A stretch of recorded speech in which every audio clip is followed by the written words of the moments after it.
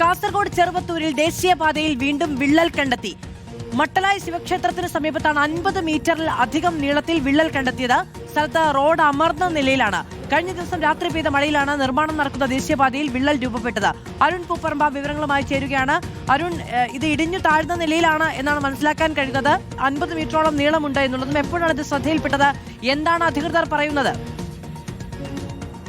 മാധു, ദേശീയപാതയിൽ ചെറുവത്തൂർ മട്ടലായിലാണ് വിള്ളൽ രൂപപ്പെട്ടിട്ടുള്ളത്. 50 മീറ്ററിലധികം വിള്ളൽ ഉണ്ടായിട്ടുണ്ട്. ഇന്നലെ അവിടെ ശക്തമായ മഴ പെയ്തിരുന്നു. ഈ മഴയെ തുടർന്നാണ് വിള്ളൽ ഉണ്ടായതെന്നാണ് നാട്ടുകാരുൾപ്പെടെ പറയുന്നത്. ഇത് ഈ ദേശീയപാതയെ നവീകരണത്തിന്റെ ഭാഗമായി മണ്ണിട്ടുയർത്തി ടാറ് ചെയ്ത ഭാഗമാണ്. ഇതിലൂടെ വാഹനങ്ങൾ നിലവിൽ കടന്നു പോകുന്നതാണ്. അവിടെയാണ് ഇപ്പോൾ ഈ 50 മീറ്ററിലധികം വിള്ളൽ രൂപപ്പെട്ടിട്ടുള്ളത്. യാത്രക്കാരും നാട്ടുകാരെ സംബന്ധിച്ച് ആശങ്കയുണ്ട്. വിള്ളൽ രൂപപ്പെട്ടു എന്ന് മാത്രമല്ല, ഈ പാത അമർന്ന നിലയിലാണ്, താഴോട്ട് ഇടിഞ്ഞു വീഴുന്ന നിലയിലാണ് നിലവിൽ എന്തായാലും ഉള്ളത്.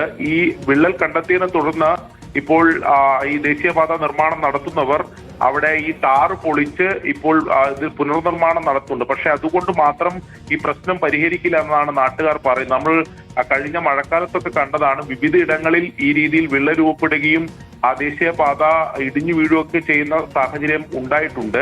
അതുകൊണ്ട് തന്നെ ഈ മണ്ണിട്ടുയർത്തിയ ഭാഗം ഇനിയിപ്പോൾ ഇന്നലെ ഒരു മഴ മാത്രമാണ് പെയ്തത്. ഇനിയിപ്പോൾ മഴക്കാലം തന്നെ വരാൻ വേണ്ടി പോവുകയാണ്. അങ്ങനെ ശക്തമായ മഴ പെയ്യുമ്പോൾ പൂർണ്ണമായും ഇടിഞ്ഞു വീഴാനുള്ള സാധ്യത തള്ളിക്കളയാൻ കഴിയില്ല. ഇത് മെഗാ കൺസ്ട്രക്ഷൻ കമ്പനിയാണ് ഈ ഭാഗത്ത്, അതായത് ഈ റീച്ചിൽ നിർമ്മാണം നടത്തുന്നത്. അരുൺ പൂപ്പറമ്പയാണ് വിവരങ്ങൾ നൽകിയത്. മട്ടലായി ശിവക്ഷേത്രത്തിന് സമീപത്താണ് ഇപ്പോൾ ഈ ദേശീയപാത നിർമ്മാണത്തിലിരിക്കുന്ന ദേശീയപാതയുടെ ഭാഗം താഴേക്ക് അമർന്നിരിക്കുന്നത്. ഏതാണ്ട് 50 മീറ്റർ നീളത്തിൽ വിള്ളൽ കൂടി രൂപപ്പെട്ടിരിക്കുന്നു എന്നുള്ളതാണ്. നമുക്ക് ഓർമ്മയുണ്ടാകും, ഒരു സമയം കഴിഞ്ഞ മഴക്കാലത്ത് ദേശീയപാതയുടെ കാസർഗോഡ് മുതൽ ഉള്ള ഭാഗങ്ങളിൽ പലയിടങ്ങളിൽ വലിയ വിള്ളലുകൾ രൂപപ്പെടുകയും അപകടാവസ്ഥ ഉണ്ടാവുകയും വലിയ വാർത്തയും വിവാദവും ഒക്കെ അതിനുശേഷം അങ്ങനെ ഒരു സാഹചര്യം ഉണ്ടായിരുന്നില്ല. ഇപ്പോൾ കാസർഗോഡ് തന്നെ വീണ്ടും അത്തരത്തിലൊരു വാർത്ത റിപ്പോർട്ട് ചെയ്യപ്പെടുകയാണ്.